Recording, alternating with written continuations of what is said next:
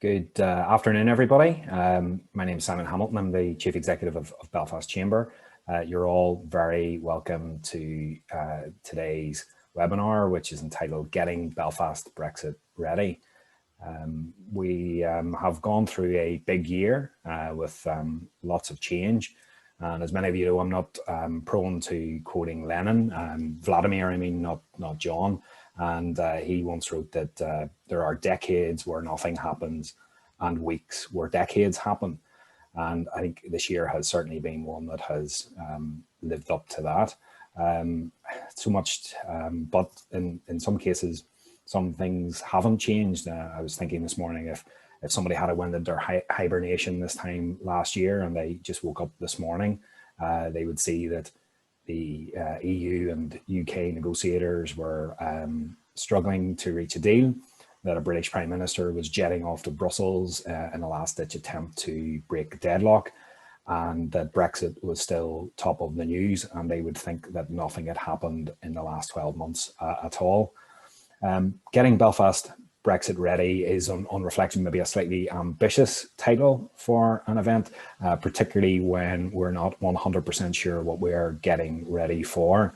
But we're very, very fortunate to have with us today 3 people who are going to try to help us navigate through what your business might need to do in advance of the 1st of January at the end of the transition period. Hopefully they'll be able to help us navigate that without the need for an export health certificate or a sausage derogation.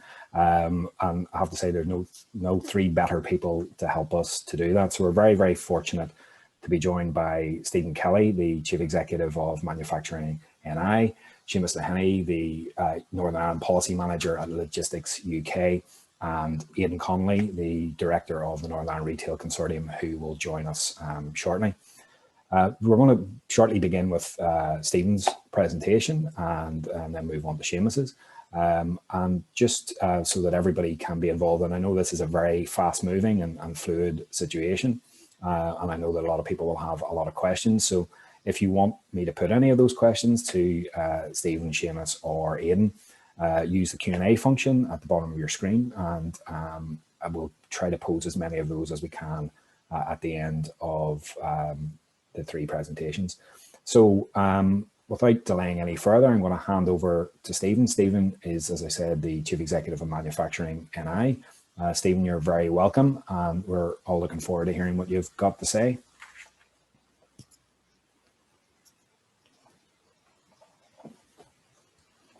Thanks, Simon, and good afternoon, everyone. You've picked one hell of a day to host your event, to say the least. Days like today are enormously difficult and stressful as you try to do a number of things. One is try to understand what agreements have been made and the impact that will have on businesses. Second thing is actually trying to translate that and communicate that and answer questions from members.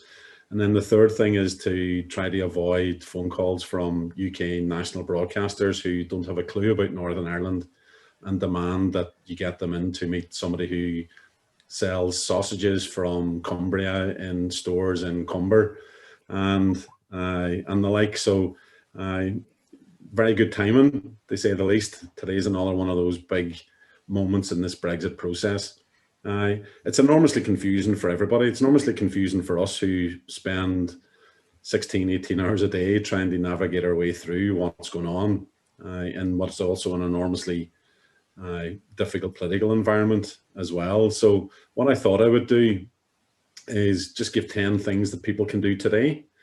So in the midst of uncertainty, there still is things that people can, should, and absolutely must do in order to prepare themselves for what's coming on the 1st of January. So I'll take people quickly through these slides and allow some time for those to be digested. Just to say that I've shared them all with Simon in advance, and those that are on the call and those that haven't been able to make it can get these slides after the event. Tried pressing down, Keen, it didn't work. There you go. So the first thing is, as part of the UK's commitment to ensure the trade can continue as smoothly as possible at the end of the transition period, which ends for us on the 1st of January, They've invested some £355 million in what's called the Trader Support Service. So the first action for anybody, whether you have a big massive supply chain in terms of manufacturers, or whether you're just buying and selling stuff from GB at the moment, is sign up to that Trader Support Service. That'll do two things. One is it'll help with the customs requirements that will be there in the Irish Sea, regardless of what's announced today and regardless of whether the UK and the EU agree a free trade agreement in the next number of days. There still will be controls for people bringing stuff from Great Britain across to Northern Ireland. And the Trader Support Service is there to help you with those documents that are required for that process. The second thing it'll do is it'll provide you with lots of information and resources and training so that you as a business owner or people within your organization have the most up-to-date and relevant information to make life on the Irish Sea as easy and smooth as possible. The second thing is get an EORI number. So those businesses that are manufacturers on the call will have experience of these in terms of buying and selling internationally, but there will be a requirement to supply what's called an XI EORI number. The good news is that if you register with the Trader Support Service before this week ends, you will automatically be enrolled for one of those XI EORI numbers. So the first stage, Trader Support Service, that gets you this EORI number as well. We do know that a number of UK suppliers have already begun to ask businesses in Northern Ireland to provide them with this number, but the number isn't actually available, won't be available for about another 2 weeks. So if you do get those inquiries, tell them the number's not available yet. You can continue to ship as you normally do, and we can supply you with a number later on. But sign up for the Trader Support Service today, automatically get auto-enrolled in the EORI number system. Third thing is to actually speak to your suppliers. And this is important because they need to know and understand that there's a difference happening in the Irish Sea. So if you have GB suppliers, they need to understand that life will not be the same as it is today come the 1st of January. The easiest way to do that is to make sure that they also enroll for the Trader Support Service, that the Trader Support Service can assist them in terms of shipping your supplies or your goods to Northern Ireland.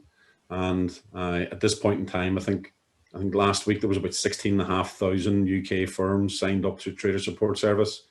About 4,000 of those were Northern Irish firms. So whilst this system is for us, essentially, a lot more GB suppliers are already signing up to it. So the more that enroll, the more information that your suppliers have, the smoother and easier the business can be transacted, and that you can continue to trade as normal. It's also important because you will need their assistance in terms of declaring goods with customs.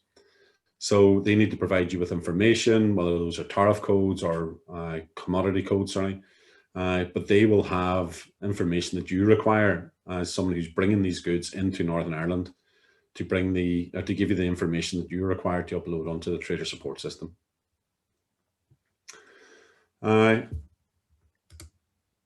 Next is those commodity codes themselves. And there's a very good reason, this is mostly relevant for manufacturers, but there's a very good reason to do these anyway, because the UK at this point in time has rolled over about 55, 56 trade agreements out of the 120 odd trade and association agreements that the EU has. So come the 1st of January, because we're in the UK's customs union, we lose access at this point in time, we lose access to those EU trade agreements. So there is going to be a gap between where we are currently and where the UK wish to be. And there's going to take a period of time to get to that point. So actually going through your commodity codes at the moment actually allows you to de-risk any potential risk that you have around falling in between those stones as the UK gets its act together in terms of those trade agreements. We know of a number of actually Belfast-based manufacturers who have taken a very intimate delve into their commodity codes and actually found savings because they buy stuff in from other locations as well.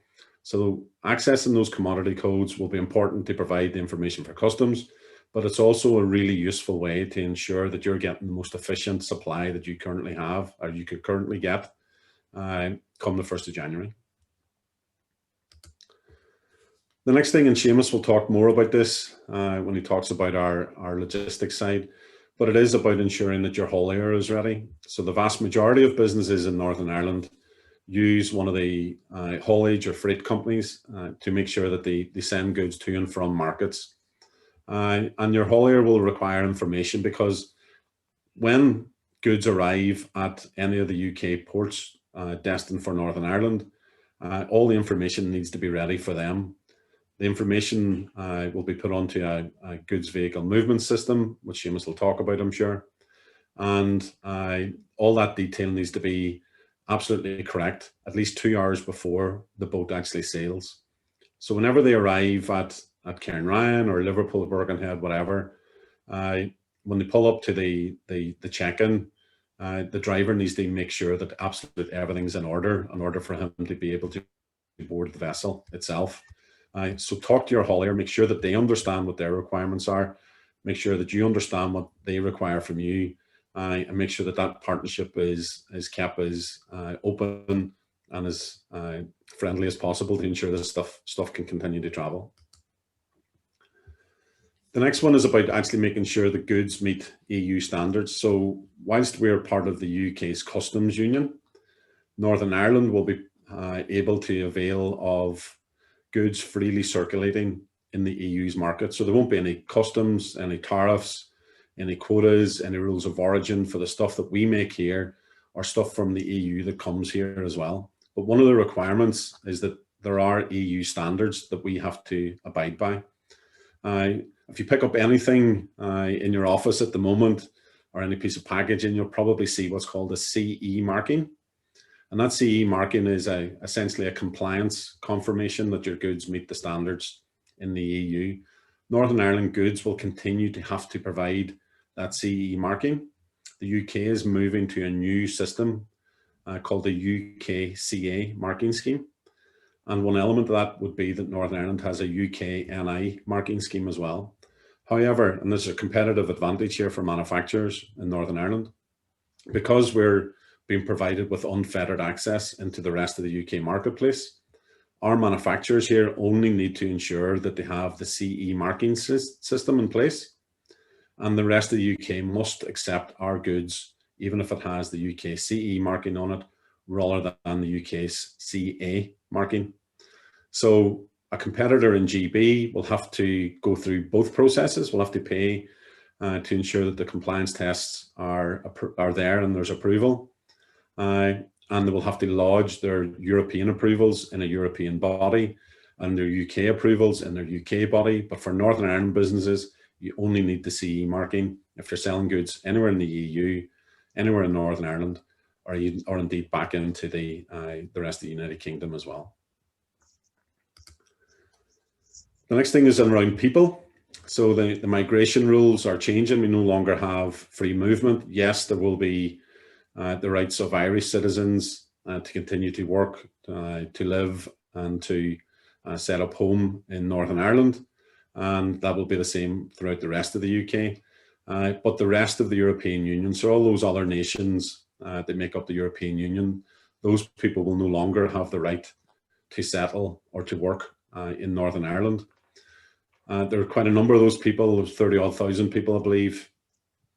Sorry, there's 30-odd thousand have left Northern Ireland. There's probably around 100,000 people who are EA nationals in Northern Ireland that are in our workforce already.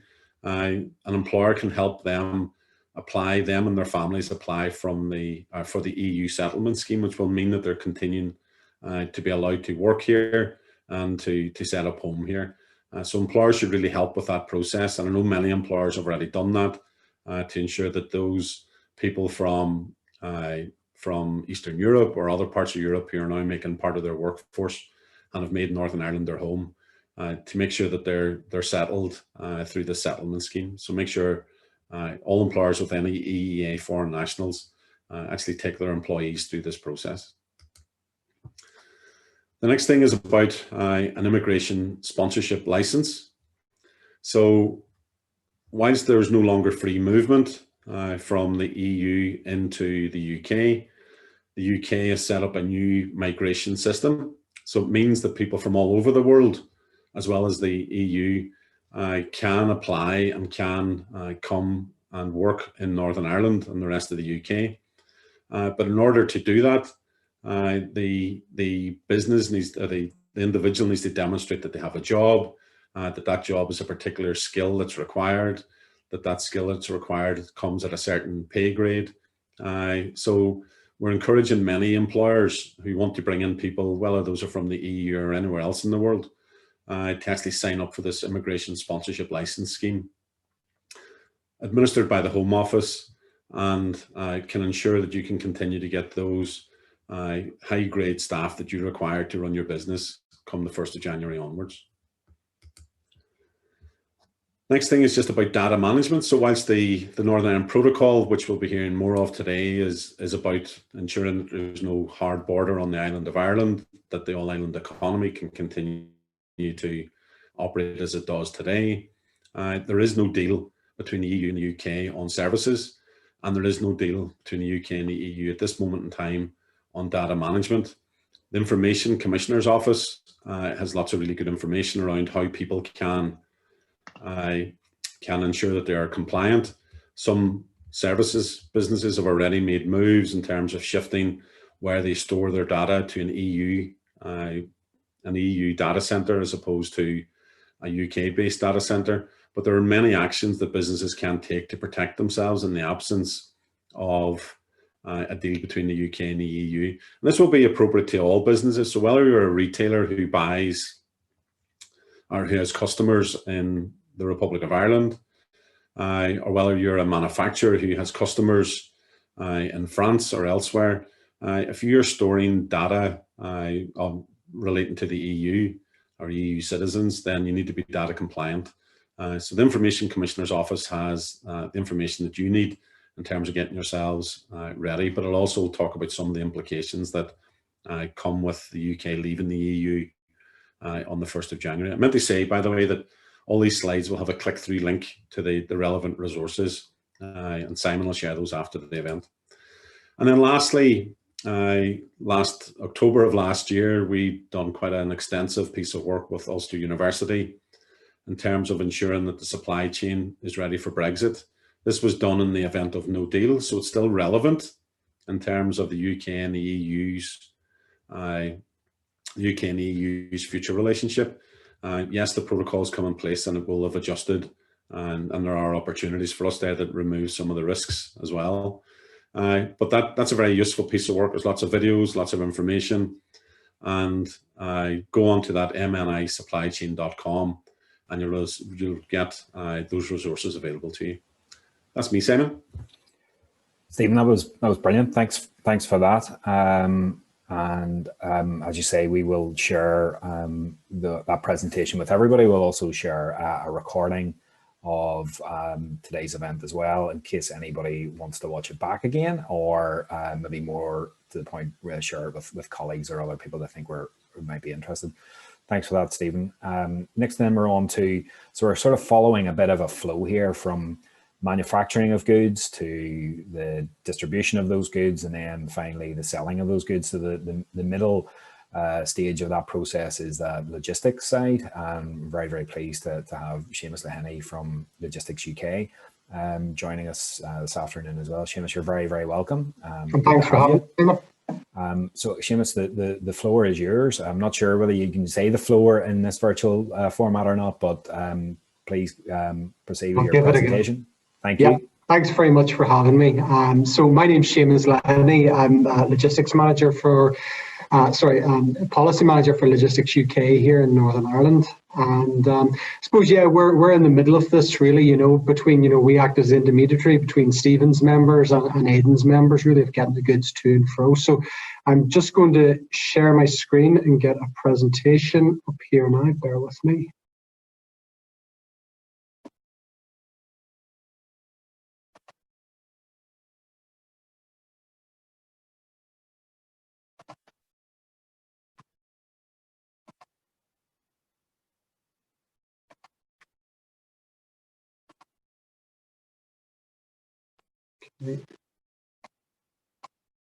And once we have this, okay, so can everyone see that okay? Okay, right, so yeah, what I'm going to do through, the situation's really fluid at the moment, and as Stephen says there at the start, and Simon, you probably couldn't pick maybe a better day in many aspects for this webinar, but because things are really happening as we're speaking here today, there's obviously subject to a lot of change here as well. A bit about Logistics UK, we're a national UK organisation. We have 18,000 members. And our members are typically moving goods, road, air, sea and rail. And, all the big logistics companies would be members of ours. And then right down into HAULIERs, a small family haulage business, right up to the large FedEx, DHLs of the world, shipping companies, ports and so on. And even some we would share a lot of members with, a lot of Aodhán's retailers and Stephen's members would also be members of ours, just purely from the supply chain point of view. So, just to give you an indication what we're talking about, on the left hand of the screen is really what you want to pay attention to, because this is where most of the work and the focus in the Northern Ireland Protocol is on. So you can see this is for the 2019, and you can see in total last year we had 425,000 trucks disembarking off the ferries into Northern Ireland, and these were coming from Cairnryan, Heysham and Liverpool. You can see there obviously Belfast by and large is the biggest, 65% of that volume, and Larne at 23%. Now Larne and Belfast are really the focus with regards to the protocol, because that's where a lot of the fresh foods come in, the just-in-time produce. Warren Point still handles it quite a bit, but it's a slower route from Heysham. It's an 8-hour sailing time, and it's more industrial construction products that move that way. Whereas when it's time of the essence, it tends to be Larne and Belfast. What isn't in there and what is very time sensitive is Dublin. Now, Dublin handles probably just under 1 million units a year. Northern Ireland handles just around about 800,000 units a year when you look at both directions. What was interesting is that the Department for Economy have done their own little bit of research on Dublin Port, and they have found that around about 20% of the trade that goes through Dublin Port is actually Northern Ireland goods. And that's simply because if you want to get goods into the south of England as fast as possible, you move it through Dublin Holyhead. So it's very quick, as we know, the A1, the M1, straight into Dublin Port Tunnel, and then you're on the Holyhead sailing, which is a 2.5-hour sailing time, and then you cut straight across to Chester, the M6. How that works is that for like the likes of Stephen's members, is that I can load a lorry at 5 o'clock this evening in Dungannon, and I can have it in London probably for about 5 a.m. in the morning, shortly afterwards, by going Dublin Holyhead. I can't do that through the other routes simply because of the driving time involved, but also the legal driving hours that a driver's allowed to drive as well, and the sailing times. So probably what we look at as our reliance on GB is that when we look at this, Northern Ireland ports account for 46% of that Irish Sea trade. But when we take into consideration the 20% we move through Dublin, that paints a really dramatic picture, because Northern Ireland only accounts for 37% of the population on the island. But when you look at freight moved between the island and GB, we account for 57%. So it just illustrates how we are so dependent on GB, whereas I think the ROI market, their emphasis in the last number of years has drifted towards continental Europe and obviously North America with a lot of their trade. So when we get into it, Stephen's touched on a lot of this detail, getting your goods into Northern Ireland. So when we're looking at moving goods to here, what type of information do you have to have? Well, you're going to have the goods description or the commodity code. Now, ideally, you get the commodity code first of all. The reason why I've given both options there is that using the Trader Support Service is that it will be a simplified declaration first of all. So you give the basic information, you either give a description of the cargo. Now, it can't be generalized. You can't say it's a load of foodstuffs. You have to be more specific. It would be 1,000 tins of baked beans. And then what happens, because of simplified declaration, TSS will come back to you within 1 month and 4 days. And you have to give them the supplementary data then, which would include the commodity code. So if you can get the commodity code in advance, put it in initially. It saves you the hassle of fishing it out later on. You also need consignor, consignee details, the type, amount and packaging of the goods, and that includes pallets. You will need what's called ISPN 15 standard pallets for moving goods into Northern Ireland from next year. That's basically heat-treated pallets. Mode of transport at the border, you're going to have to say basically the shipping route. So the port of exit, port of entry into Northern Ireland, and the time of sailing, and then onward journey details, where are they going to. So that's the information. You need that before the goods will be permitted to ship from GB to Northern Ireland.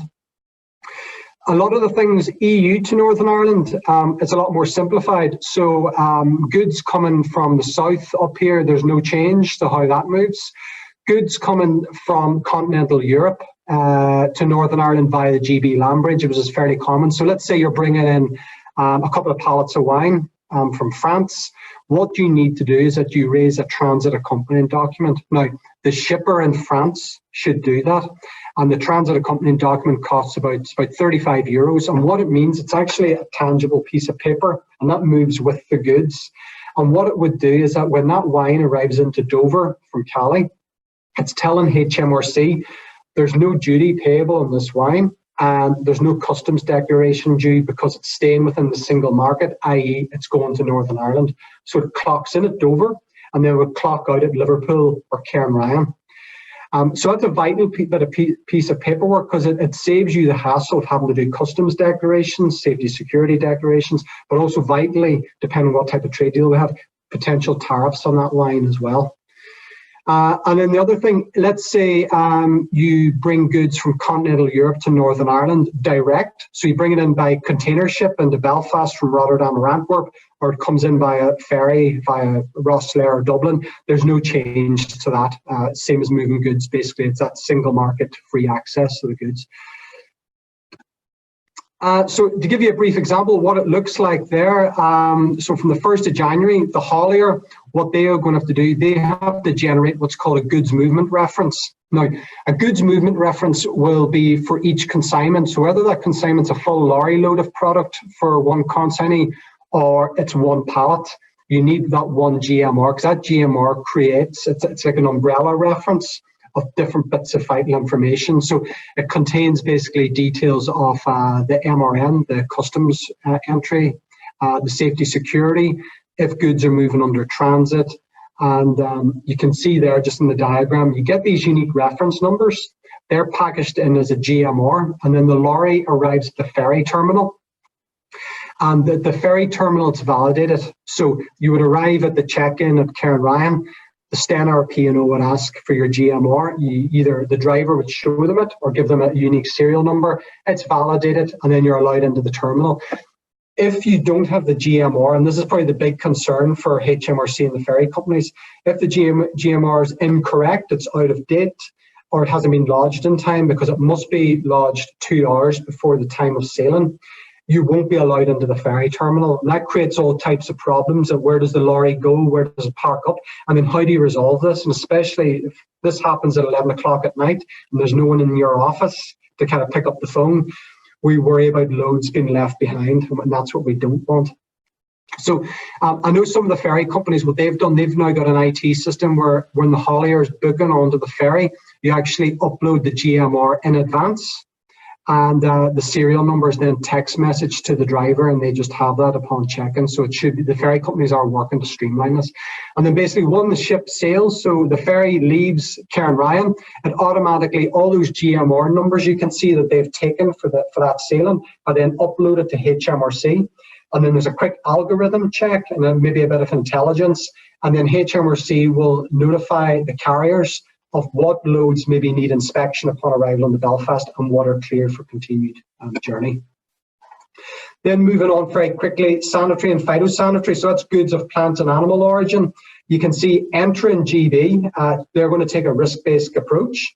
But coming into the EU, or single market, I should say, because of Northern Ireland, there's a full set of SPS requirements.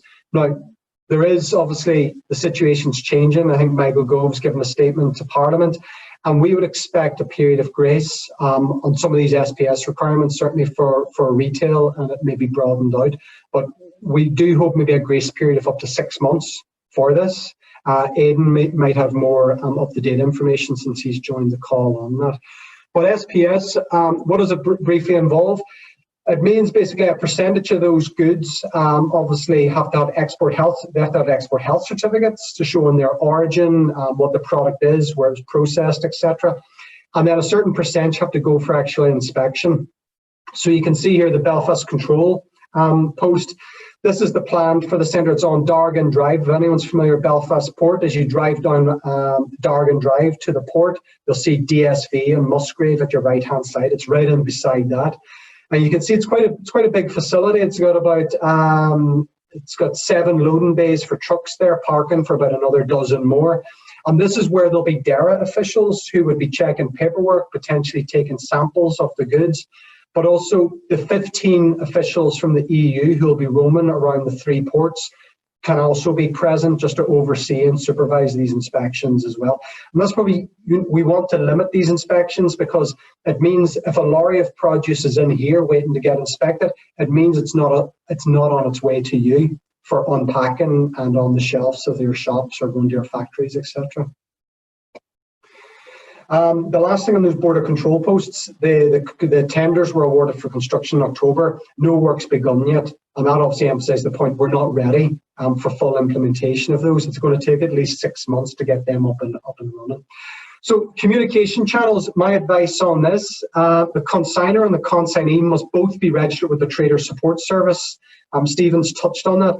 A lot of businesses here are registered with TSS. What I'm finding the big problem is suppliers and GB not being aware of this and that they need to get registered with the TSS as well. You want to then establish who's going to be responsible for sending the data, which is the safety security data, to the carrier, which is the haulier. So, you know, when and who sends the commodity codes, the descriptions, etc., consignor details to the haulier to make sure TSS can do the entry for you.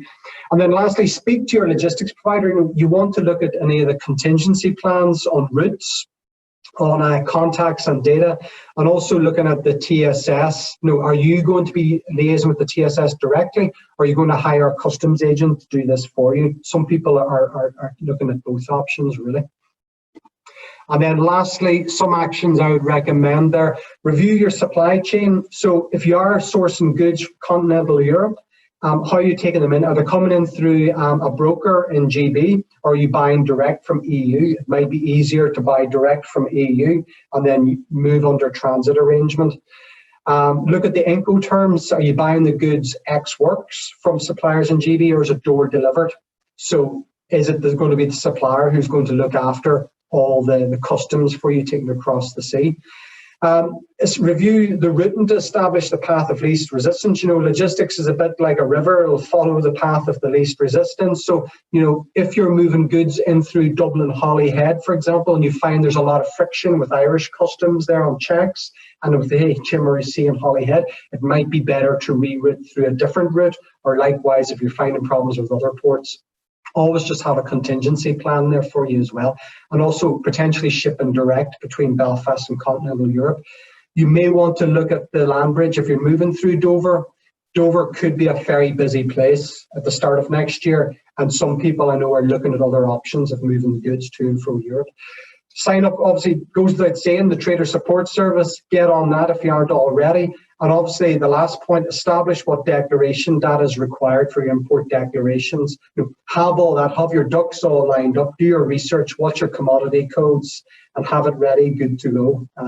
The TSS goes live, I think, on the 21st of December, and that's when we can start inputting declarations, but also just having a little work around it, getting acquainted with that as well. So, quick overview, I know, Simon, and hopefully everyone got some use out of that. So, thank you for your time. Seamus, thanks for that. I think that was really informative, and I think that sometimes how we move goods in and out is sometimes forgotten in this debate, but it's obviously a very, very important leg of the stool.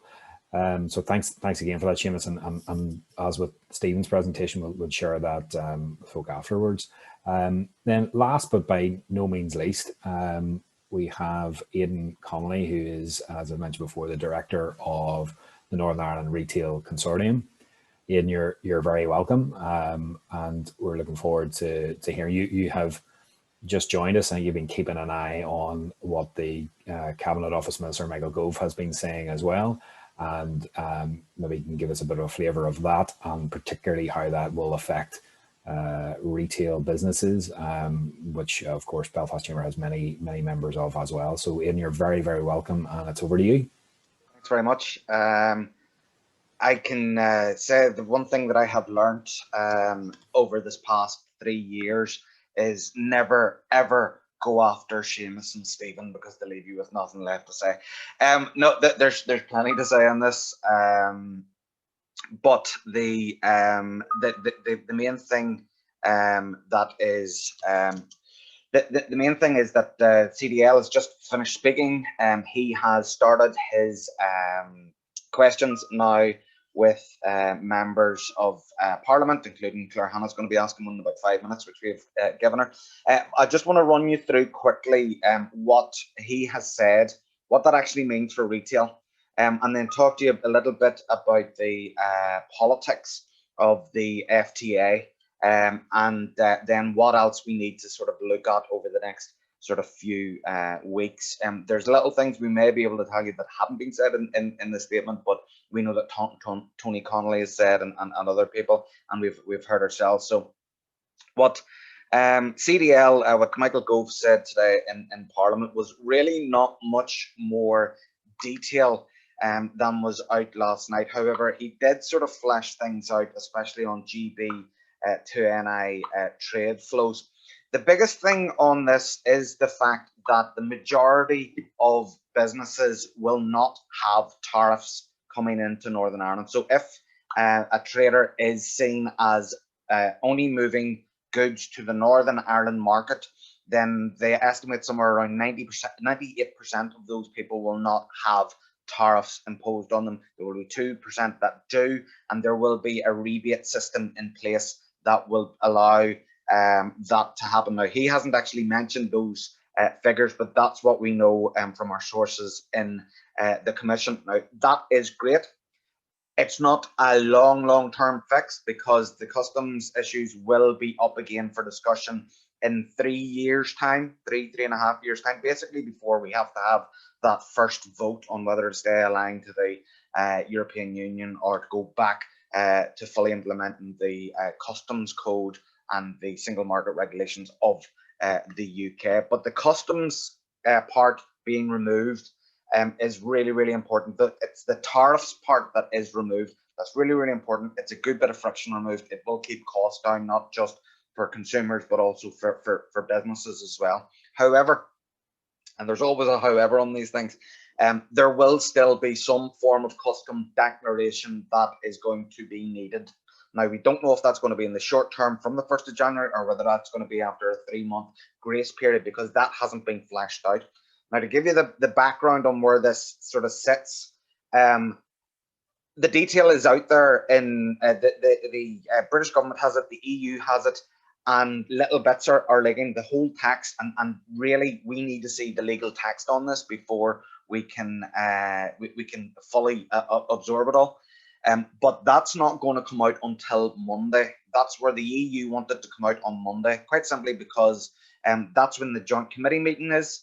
The EU, it was their idea to have a joint committee, and they want to show that the faith that business and everyone else has put into that joint committee process has actually been worth it. Now, the guts of this is going to be spelled out before Friday close of play, but we still need to see that legal text, quite simply because 1 or 2 words can make a great deal. So, for example, the difference between a flexible implementation or a pragmatic implementation of these rules in 3 to 6 months' time is hugely important. So those are the sort of things that we're going to be looking out for over this next few days.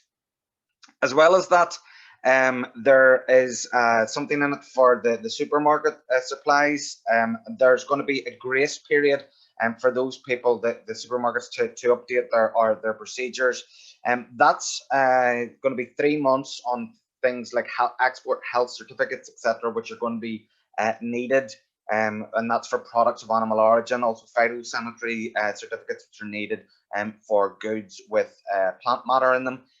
Also, there is the restricted and prohibited list, the P&R list as we call it, and that's the British sausage that you keep hearing about. It's also breaded chicken, meatballs, anything like that. It's processed, fresh chilled meat, and that is there is no EHC for that at the moment. It looks like there is going to be one, and that there will be some sort of derogation there for the first maybe 3 to 6 months. Again, it's all going to apply on the fine detail.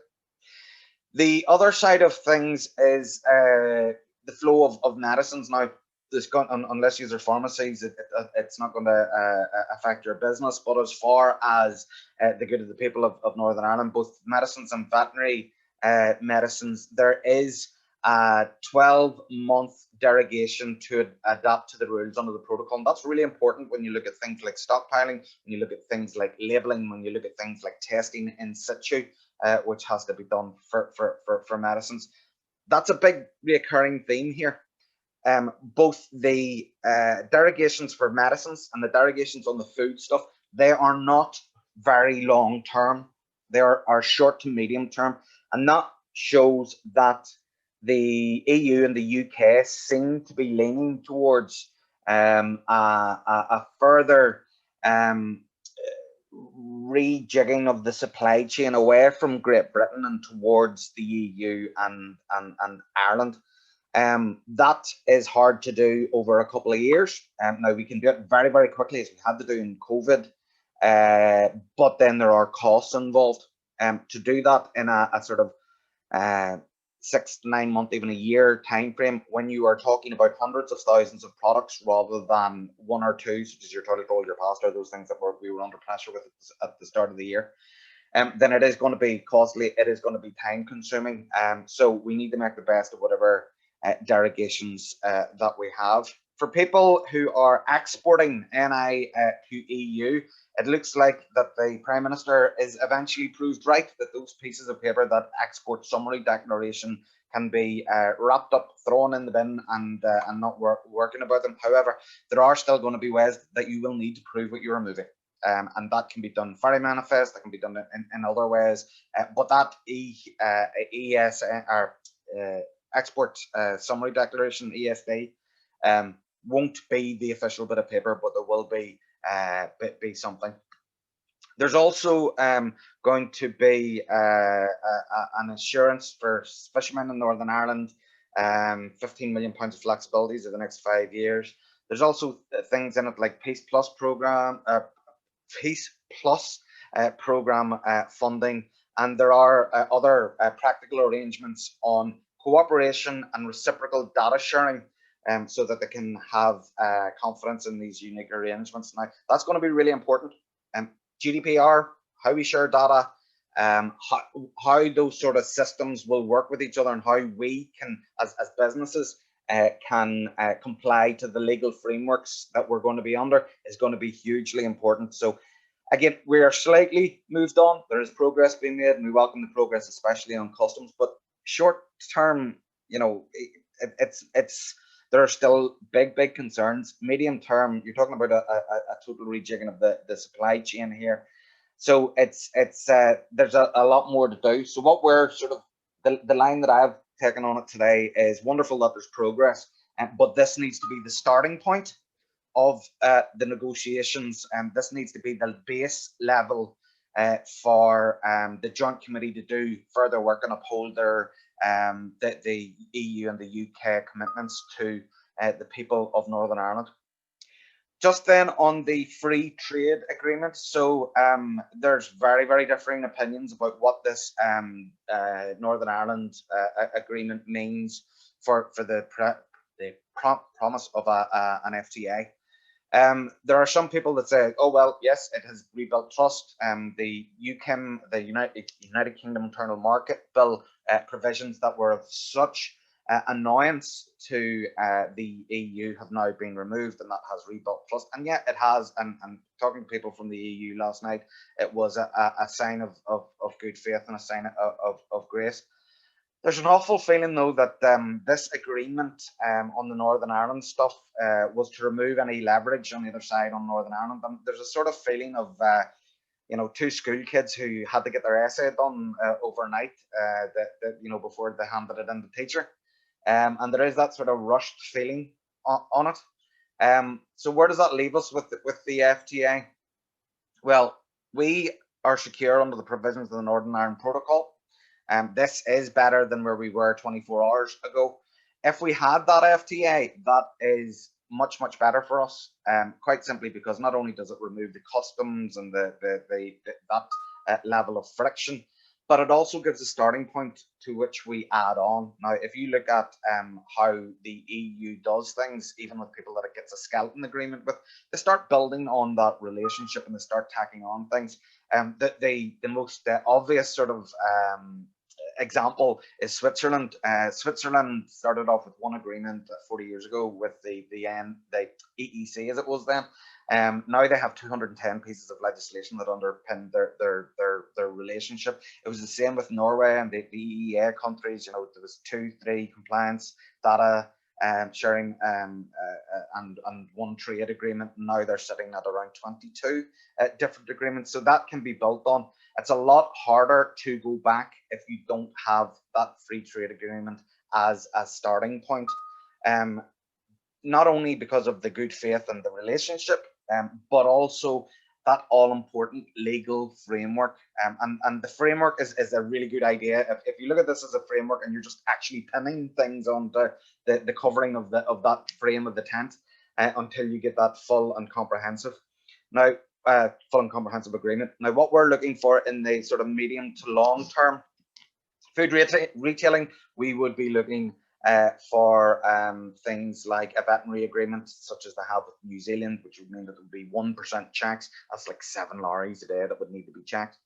Other things that would be obviously data sharing. We need that mutual recognition of qualifications, of certification. UK bodies could be seen as EU bodies. I mean, only one label on electronic products and that sort of thing, whereas we are going to have 2, if not 3. So your UKCA, your EC, and your CE marking, and your UK NI marking on all of these things. So yeah, there's still a lot to do in the short term. I think whereas there is a little bit more confidence that progress has been made, but the devil in this, as usual, is going to be in the detail.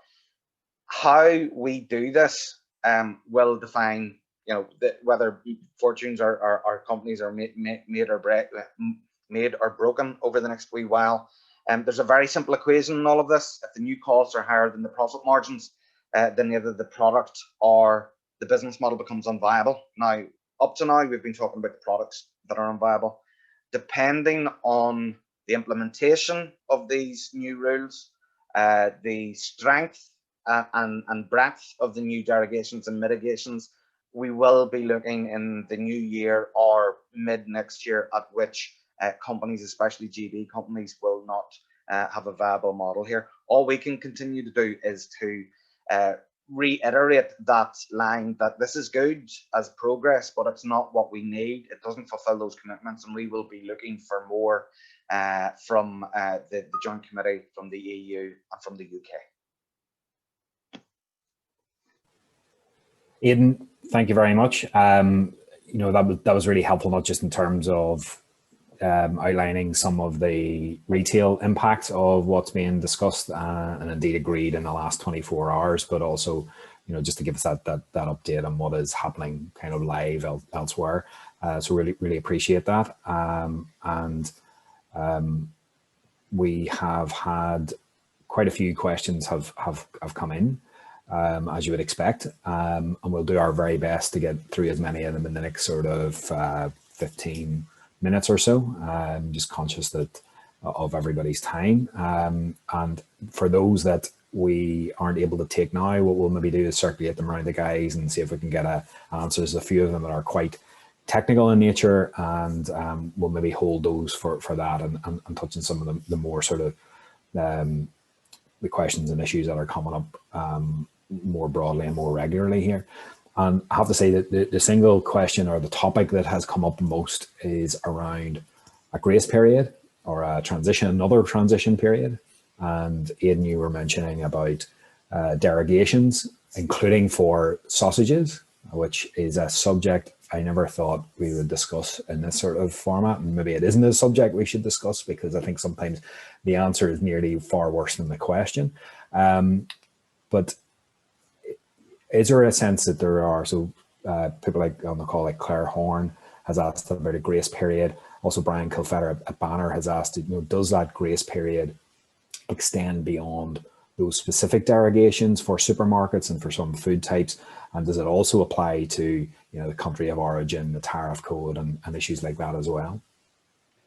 So quite frankly, we don't know yet. I know Stephen has been having some wider conversations and we haven't caught up in this past hour and a half, so you might know a bit more than the last time we spoke. The basic one, so that the biggest one is not a derogation, it is a new system as far as the customs is concerned, and that will be the 98% of traders will not pay those customs. So that is something that everyone can bank, and that is that's huge, but you got to look at this like a 3D jigsaw. Not only do you have to have all the pieces, but you have to have them in the right place at the right time. And if we still have to have those customs declaration, you're talking about your 10-digit codes or your 13-digit codes, depending on the products that you're moving, and your merchant codes as well, then that is a problem. The fact remains that neither the statement or the information that we have has provided an answer as far as how wide the derogations on the custom stuff is going to be. Now, what we do know is from past discussions from the EU, with the EU, and from even past implementation periods, so implementation in trade rather than a grace period, where there is provisional implementation, the EU will always ask for best efforts, MUA4, as they call it, and that means our best endeavours, and that means that you can pretty much guarantee that there will be something that we will have to do on day one to prove what we are moving and how that it is fit to be moved. Stephen? Thanks. Stephen, do you want to maybe pick that up? And another thing that has come up in a few questions, Stephen, and maybe you could tackle it as well, is around suppliers and GB. And, I think there's obviously a particular interest for businesses here who are selling into GB and what it means for them. But obviously that route back the other way is pretty important. And a lot of folk asking about what do they need to do to make sure. So Lorraine from Learning Space, or actually a retail and education and resource business in the city, asking about GB suppliers and them not selling to here. Michael Stewart, our president, similarly asked about what can businesses, and he's involved in the hospitality sector, do to make sure that their suppliers are getting the paperwork in place. So maybe that's something you could talk about as well. And there's no easy answers to any of this, other than to say, make sure that your suppliers are registered with the Trader Support Service, because they will provide your supplier with the information that they need. There are ways, so there's been a few comments in there about Incoterms. So the Incoterms are essentially the terms of which you do business with a supplier. So Ex Works would be that the manufacturer of the product would make it at a factory, and then you go and collect it and bring it back. So all the responsibilities around transportation, around logistics, around potentially customs is the buyer's responsibility. But there are other Incoterms or terms of business which you can use to minimize your exposure to it. And equally, if your supplier is concerned about being exposed themselves to having to complete these customs declarations, etc., then you can use different Incoterms where more of the responsibility is on yourself. So it's really about having, and it was in my slide pack, about having a conversation with your suppliers, really understanding the terms of business that you're doing with those suppliers, try and define agreement with them in terms of how they're supplying to you. So whether they're taking responsibility or you're taking responsibility. But I know, I mean, business is difficult enough as it is. This is an additional complication for us, no doubt about it. But it's also difficult for the suppliers too. And they'll want to retain business also. And relationships have been established over a long period of time, and they'll want to retain those. Certainly that's the impression I get from manufacturers who are talking to suppliers or customers. But the simplest answer is sign up for that trader support service, get them to sign up for their trader support service. And that means that if they have any worries, concerns, or need assistance, then there's a resource there, £355 million worth of a resource to make sure that people can continue to make transactions. Thanks, Stephen. Seamus, Brian Meldrum from Gaffer has asked about I need to get the terms right here, the trader support service, because we now have a trusted trader scheme starting to appear as well. So we just need to be careful. We get our words and our names and our acronyms in the right order. Brian's asking about whether that allows, you mentioned about the GMRs, and whether that then allows a business to generate that. Is that correct, that if you're with the TSS, then that allows you to generate those registrations? Yeah, what it needs, Simon, is that you give your haulier or your logistics provider, you give them the details. Here's what the goods are. Here's where you're picking them up from. They're coming to me. So then what the carrier does then, or you can do it this way, the communication with your logistics provider is vital, is that then you go to TSS and you put in the details, the cargo details and how it's moving. And then they come back to you with an MRN, a movement reference number. And then with that MRN number, I know this gets a bit complicated, then you go into what's called the GVMS system. This is a HMRC system. It's called the Goods Vehicle Movement System. Now, the thing about the GVMS system is that it doesn't go live till New Year's Eve. So we can't go log in and have a play around with it. There is some pilot projects going on. And to be honest, I've spoken to a few of our members who've been involved in the pilot project, and they said, actually, GVMS is quite good. Actually, it works well. We've ironed out a few problems.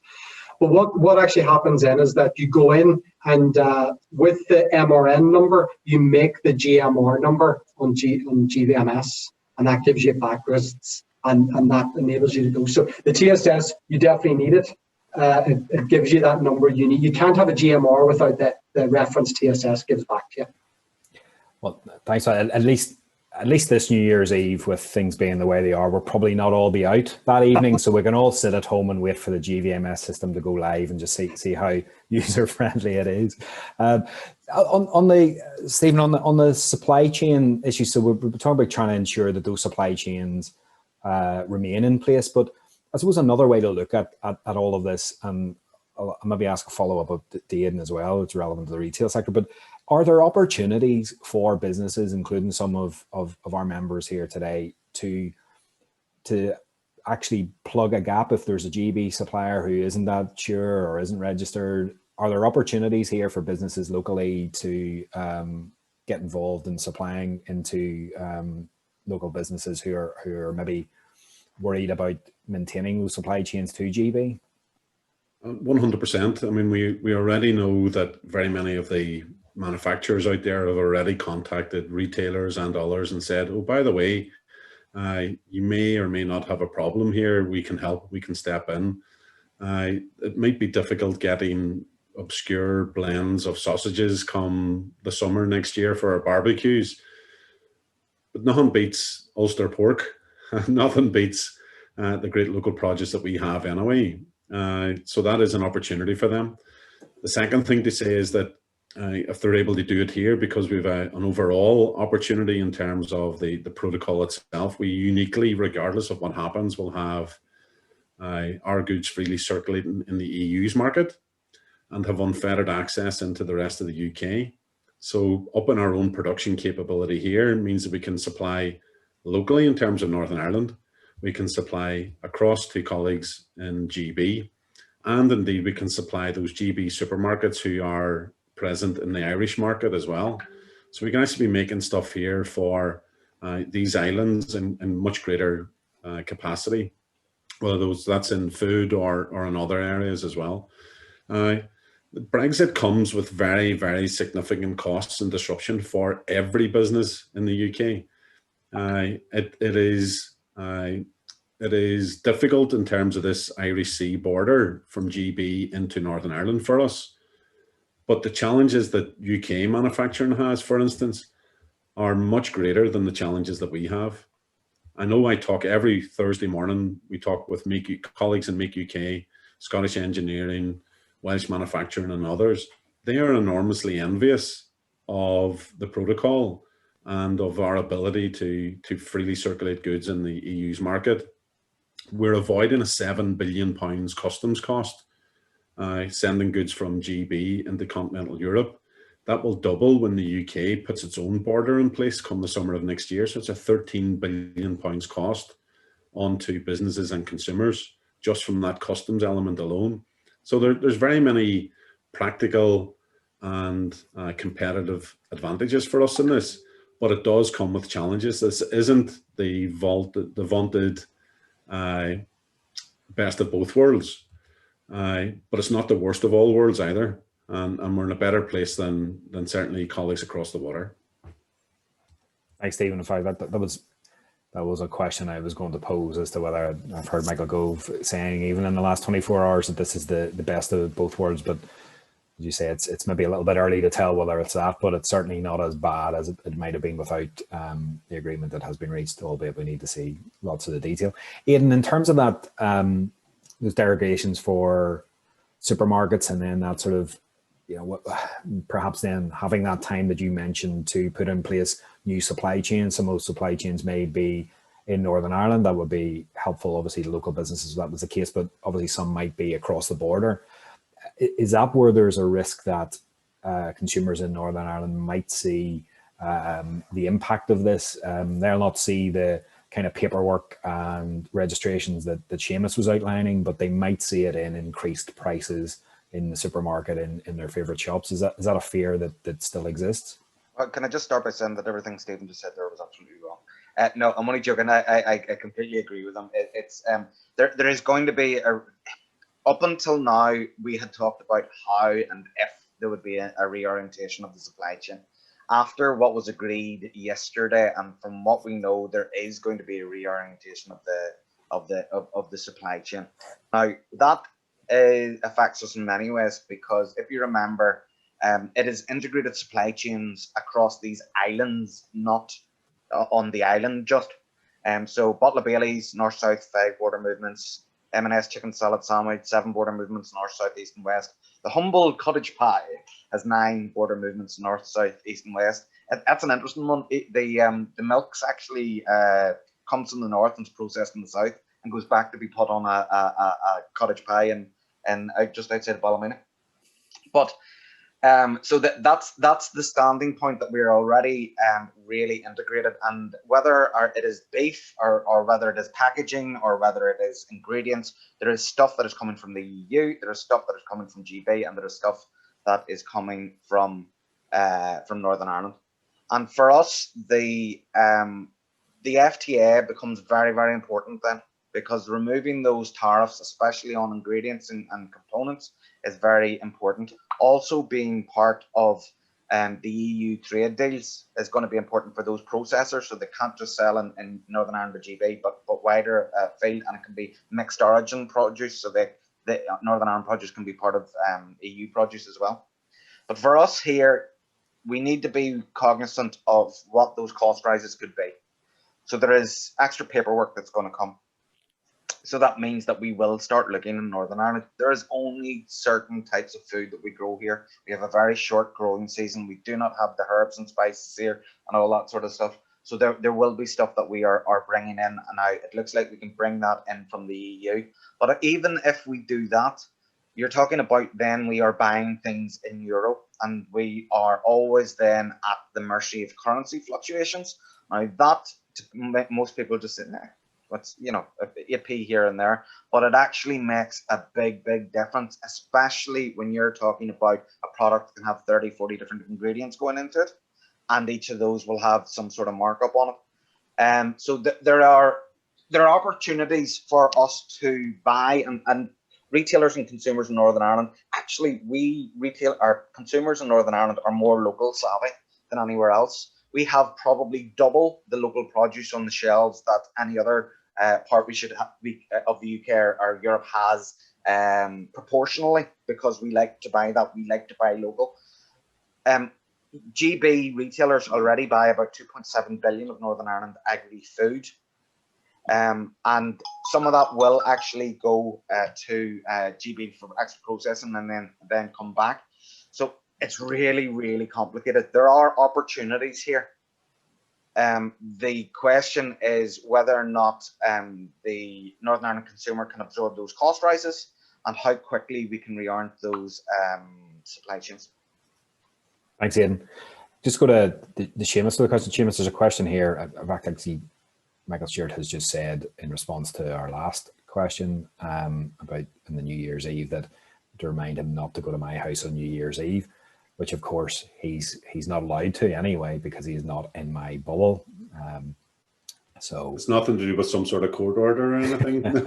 No, he would be very welcome under normal circumstances, but just not this year.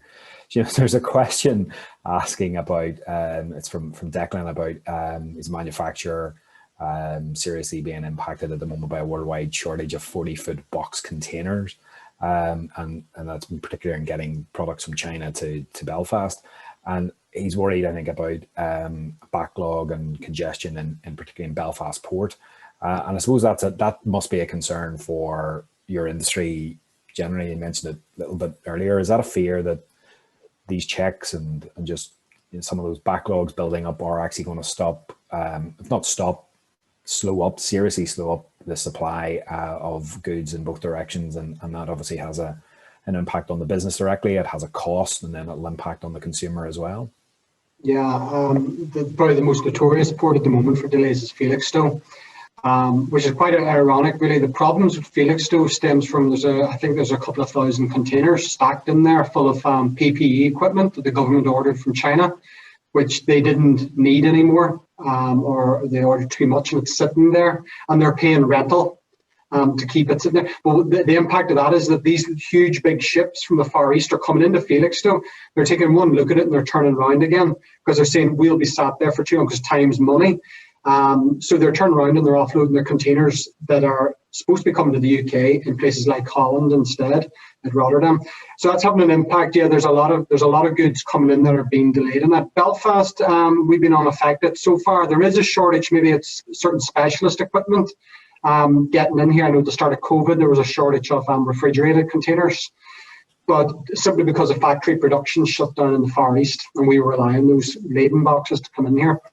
But we've been okay for now. Generally, we keep container traffic separate to the ro-ro traffic. As anyone who knows Belfast Port is, they're two distinct operations. So I'd be fairly confident we should avoid any problems there. And with regards, I think a lot of people always ask the question, oh, what about January 1st, January 2nd? There'll be huge delays of trucks coming into Belfast. That's not where the delays will happen. Any delays caused by any IT systems or customs will probably be created in Cairnryan and Liverpool, because that will be created by people not having known. We go back to these GMRs and GVMS. If the system fails or suppliers aren't on the ball with it, they won't be allowed to ship, and that's where you'll have the problems, congestion. It won't be so much over here, and so much so like Transport Scotland, they've got a contingency plan. There's an old airfield outside Stranraer, Castle Kennedy.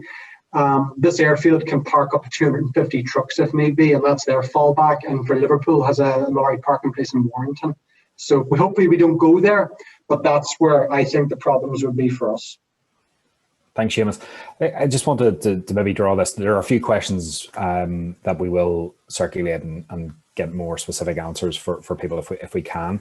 I'm just very conscious of not just everybody who's listening this time, but the guys here as well. So it's a really busy day for them, and we've taken up a lot of their time in preparing for this and for delivering it. So we won't let them go. But one last question around.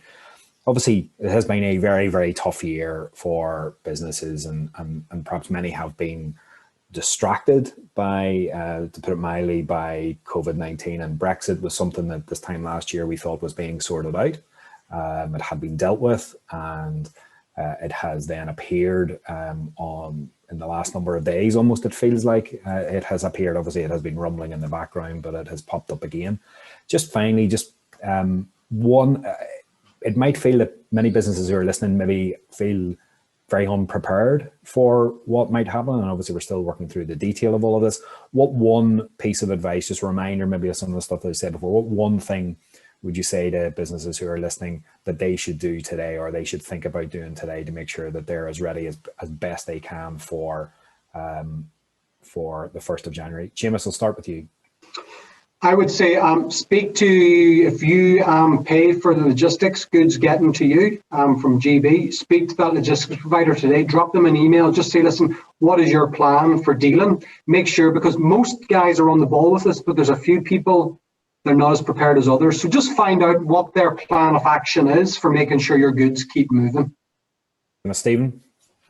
Yeah, in a similar vein, I would say if you have a GB supplier, then do the same thing with them, saying, well, what is your Brexit plan? How are you planning to continue to provide me with your goods come the 1st of January?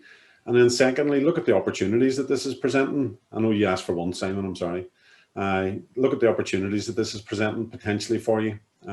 So nowhere else in the UK will be able to freely circulate goods in the rest of the EU. So who are your competitors across the water who may have clients in Ireland or in France or in Germany or elsewhere, and begin to use that to your opportunity? Thanks, Stephen. And finally, Aidan.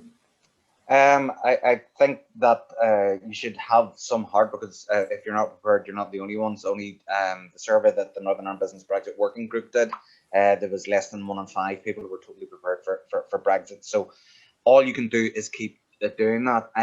I think the guys have summed up what the positive step for. You got to remember though, your supply chain is only as strong as the weakest link. So know your supply chain in and out. Who is moving the stuff for you? Where are you getting it? And what are the possible hiccup points there? And that's the way you can make sure that at least in your mind you know what to watch out for. Thanks, Aidan, and thanks Stephen and Seamus as well. I don't want to say that this is the best of both worlds, but I think to Stephen's point is it's very relevant and pertinent, and I think that in a world where there is a lot of people competing, trying to eat your lunch, I think that if this works out, and particularly with a free trade agreement on top of this as well, then Belfast and the whole region is sitting in a very unique space, and that's the sort of thing that might allow us, if the wind blows in the right direction, to pop up on people's radar as a place to invest and create jobs, and all we can do, I think, is hope that that's the way it pans out. Listen, I just want to finally just then, on behalf of everybody, and everybody, we will get those slides out to you this afternoon, and hopefully get the video uploaded as well by mid-afternoon too. I just want to, on behalf of everybody, thank Aidan and Stephen and Seamus, not just for their time today, but for all of their work and the voice that they have given, and indeed the leadership they've shown throughout the last 4 years now, is it? 4 years. It has been a long, hard job and a struggle, and hopefully this phase of it at least is coming to an end. So I just want to thank you for everything that you have done over that time. And just leaves me to finally say, just to remind everybody to keep an eye out over the coming days for our first event, series of events in the new year, which is entitled Building Belfast Back Better, and that's being delivered in partnership with Power NI, and that's going to look at some of the big regeneration schemes in Belfast, like the new university campus and Translink Transport Hub and Weavers Cross. So keep an eye out for that and register for that as well. And then finally, just this is our last event before Christmas, and so I just could not leave without then saying Merry Christmas to everybody, and a very happy, peaceful, and hopefully prosperous new year. Thank you, everybody. Thank you. Bye-bye.